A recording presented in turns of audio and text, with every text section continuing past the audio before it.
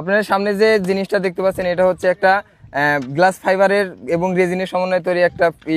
মানে fibre sheet, এবং কি সামনে আছে একটা প্লাস্টিকের শিট, এবং কি এখানে যে ল্যান্ডিং গিয়ারটা দেখছেন এটা হচ্ছে একটা সাইকেলের বাচ্চা ছোট সাইকেলের ল্যান্ডিং গিয়ার, এবং কি ল্যান্ডিং গিয়ার কন্ট্রোলের জন্য যে একটা জিনিস দেখতেছেন এটা স্টিল দ্বারা তৈরি, এবং কি এখানে রয়েছে একটি মিটার বক্সে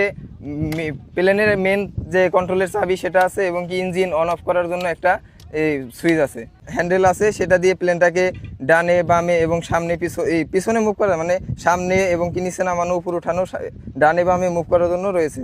এবং কি এখানে রয়েছে একটি সিট, সেখানে আর কি যে প্লেনটা চালাবে বা কন্ট্রোল করবে তার বসার জন্য একটা সিট। আর যে ফ্রেমটা দেখতে পাচ্ছেন এটা সম্পূর্ণ স্টিল এবং অ্যালুমিনিয়ামের সমন্বয়ে রং করা রয়েছে, তো সেক্ষেত্রে বোঝা যাচ্ছে না কোনটা কি আর কি।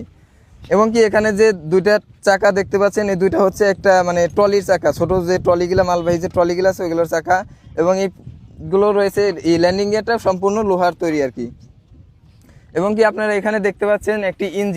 ইঞ্জিনটি হচ্ছে একটা পাম্পের 7 হর্স পাওয়ারের একটা ইঞ্জিন, এবং কি তার সাথে ইঞ্জিনের সাথে গিয়ার বক্সের মাধ্যমে লাগানো রয়েছে একটি প্রোপেলারটি 60 ইঞ্চি, এবং এটি নিজের হাতেই তৈরি, কাঁঠাল কাঠ দিয়ে তৈরি করেছে। এবং কি প্লেনের বাকি অংশ খোলা হয়েছে, এবং কি শুধু পিছনে একটি অংশই রয়েছে, সেটুকু হচ্ছে এটার এলিভেটর, এবং কি